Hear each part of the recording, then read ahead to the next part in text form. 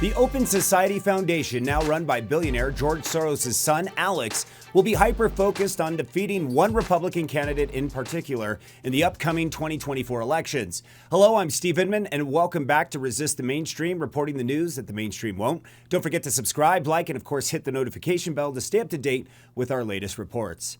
In an op-ed for Politico, Alex Soros argued that defeating Trump is important for the left-wing group's ongoing work across Europe, which is focused primarily on undermining the traditional values-based democratic order on the continent. Quoted, as someone who spends up to half their time working on the continent and thinks former United States President Donald Trump, or at least someone with his isolationist and anti-European policies, will be the Republican nominee, I believe a MAGA-style Republican victory in next year's U.S. presidential election could, in the end, be worse for the EU than for the U.S., Alex Soros quoted in that part. Also quoted, such an outcome will imperil European unity and undermine the progress achieved on many fronts in response to the war in Ukraine, he continued, going on to pledge financial support for efforts to oppose Trump.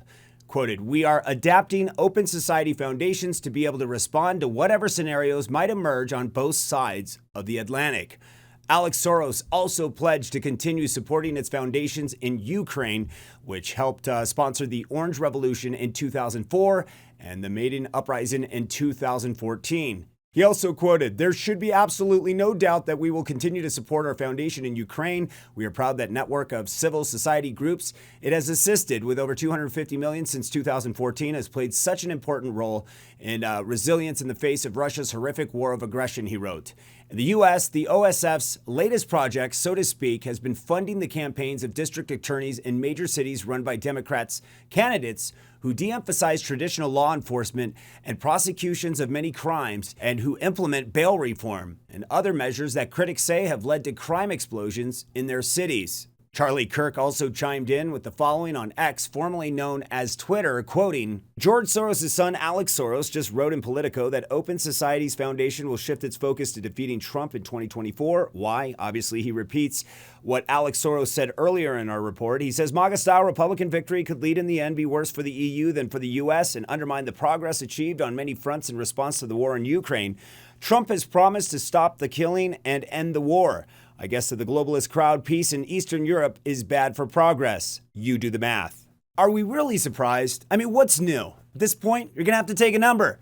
They tried to get him in the Russian collusion hoax and zero evidence was found. Senators will have to decide if they believe Donald John Trump incited the insurrection.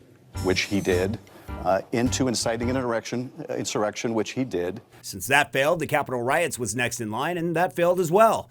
The recent indictments will also fail. As Tucker Carlson put it bluntly in his exclusive interview with Trump recently, what's next? Assassination? Yeah, we live in some disturbing times where the corruption lies so deep, career politicians are willing to do anything at all cost while putting Trump on display as a warning for you, the citizen, to stay in your place. Hopefully this is the tip of the iceberg of the corruption that will be exposed, because the second they take Trump down, it's game over for most of us. Soros and his greed and lust for power is beyond what his money can buy. He's a sick, demented man that has passed his ideology down to his kids like Alex Soros, who are 10 times worse. Would love to know your thoughts on their latest plan to take down Trump. Make sure to comment below so we can read those in future videos. Again, I'm Steve Inman with Resist the Mainstream. Don't forget to subscribe, like, and of course, hit the notification bell to stay up to date with our latest reports. Until next time, take care, and we'll see you then.